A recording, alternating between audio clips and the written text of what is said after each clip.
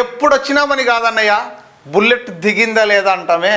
ఆ విధంగా Anantapuram urban MLA Daggubati ప్రసాద్కు అదృష్టం పరిశం పట్టినట్లు పట్టింది అంటున్నారు అనంతపురం నగర ప్రజలు. ఎందుకంటే 40 రోజుల్లో ఎలక్షన్స్ ఏ విధంగా మేనేజ్ చేశారు, భారీ విజయంతో గెలవడమే కాదు అనంతపురం నగర ప్రజలను ఔరా అనిపించారు.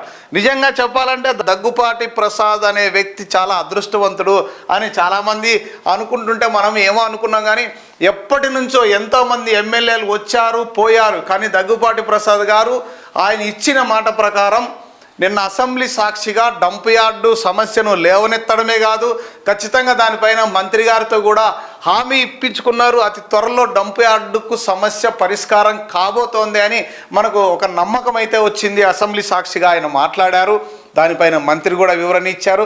చాలా సంతోషం.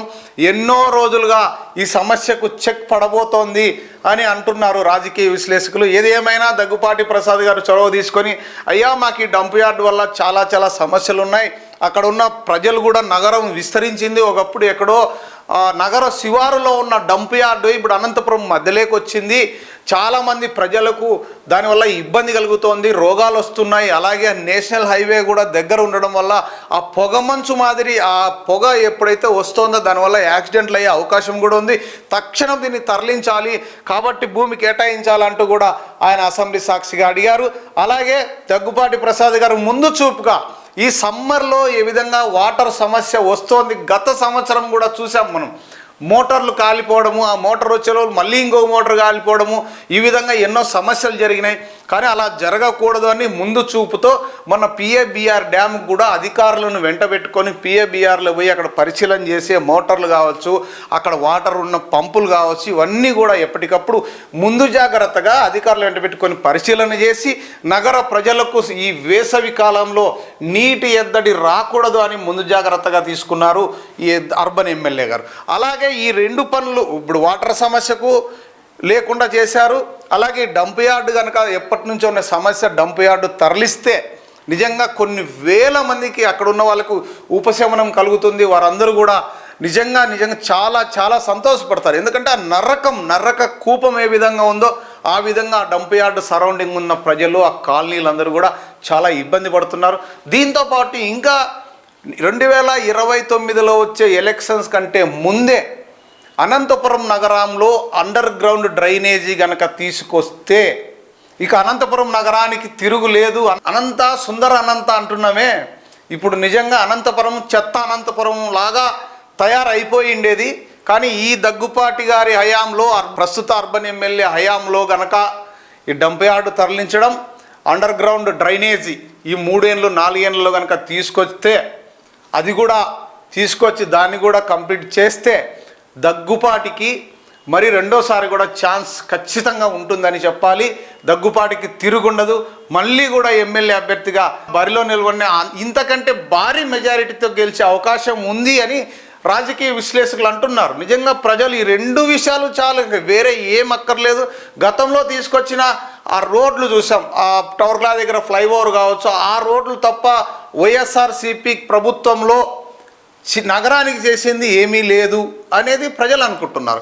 బట్ ఏదేమైనా under ground drainage, dump yard ఈ 2 పరిష్కారం చూపుతూ చిన్న సిమెంట్ రోడ్లు కాలనీలో డివిజన్స్లో అవి ఆటోమేటిక్గా ఎలాగూ అవుతాయి. ఇవన్నీ కనుక చేస్తే అనంతపురం నిజంగా చాలా క్లీన్ సిటీగా, తాడపత్రిలాగా డెవలప్ అవుతుంది అని చెప్పొచ్చు. గతంలో చూస్తే వైఎస్ఆర్సీపీ గవర్నమెంట్లో కూడా మాజీ ఎమ్మెల్యే వైకుంఠం ప్రభాకర్ చౌదరి గారు చాలా విషయాలు చెప్పారు. అక్కడ తీసుకొచ్చిన అనంతపురం ఫ్లైఓవర్ కావచ్చు, ఆ నేషనల్ హైవే కావచ్చు, ఇవన్నిటికి కూడా నేను గతంలో కేంద్ర మంత్రి గారిని కలిసి నేను రిప్రజెంటేషన్ ఇచ్చాను, ఇవో సాక్ష్యాలు, నా కృషి ఫలితమే ఆ రోడ్లన్నీ వచ్చాయి అంటూ కూడా వైకుంఠం ప్రభాకర్ చౌదరి గారు గతంలో ప్రెస్ మీట్లు పెట్టి ఎన్నోసార్లు చెప్పారు, ఇది నేను చేశాను.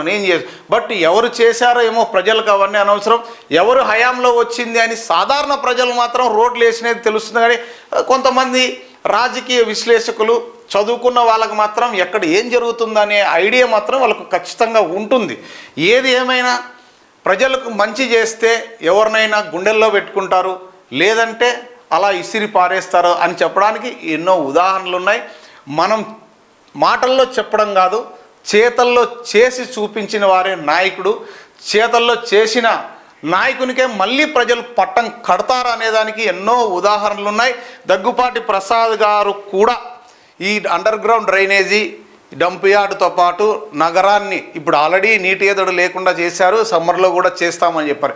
ఇవన్నీ కనుక చేయగలిగితే నెక్స్ట్ దగ్గుపాటికి తిరుగు ఉండదు అని చెప్పాలి.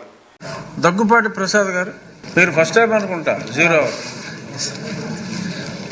ధన్యవాదాలు అధ్యక్ష.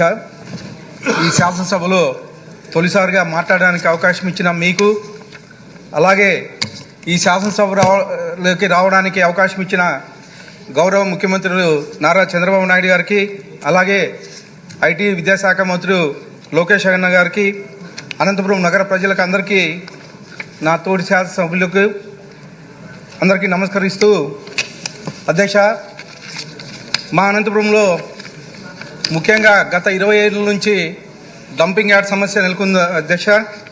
దాదాపు మా అనంతపురం జనాభా 4,90,000 కలిగి ఉంది. ప్రతి సంవత్సరం 2.5% వృద్ధి రేటు అక్కడ ఉంటుంది. అనంతపురం దాదాపు 50 డివిజన్లు, 4 పంచాయతీలు కలిగి ఉంది అధ్యక్ష.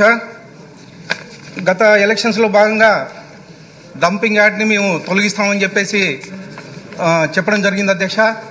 దీనిలో భాగంగా గత 6 నెలల నుంచి నేను ముఖ్యమంత్రి వర్యులను, అలాగే మన అర్బన్ శాఖ మంత్రులు నారాయణ గారిని కలవడం జరిగింది అధ్యక్ష. ఈ అక్టోబర్ 2వ తేదీ లోపల మొత్తం క్లీన్ చేస్తామని చెప్పేసి చెప్పడం జరిగింది అధ్యక్ష. దీనికి యాక్చువల్గా ఇది హైవే పక్కనే ఉంటుంది అధ్యక్ష. ఈ డంపింగ్ యార్డ్ వలన హైవేలో యాక్సిడెంట్లు జరుగుతున్నాయి. అలాగే అక్కడ ఇంతకుముందు గత 20 ఏళ్ళ ముందు అది అవుట్స్కట్స్గా ఉండేది, ఇప్పుడు దాదాపు అనంతపురం సెంటర్కి చేరిపోయింది అధ్యక్ష. దీనిలో భాగంగా ఈ డంపింగ్ యార్డ్ని తరలించడానికి రెవెన్యూ శాఖ వారిని దాదాపు ఒక 50 ఎకరాలు ల్యాండ్ అడగడం జరిగింది అధ్యక్ష. దీని మీద రెవెన్యూ శాఖ మంత్రి స్పందించి ఈ ల్యాండ్ని అలాట్ చేయమని చెప్పేసి కోరడం జరుగుతోంది అధ్యక్ష. ఇది నోట్ చేసుకున్న అధ్యక్ష, సంబంధిత మంత్రి గారికి తెలిపి అది యాక్షన్ తీసుకుంటారు.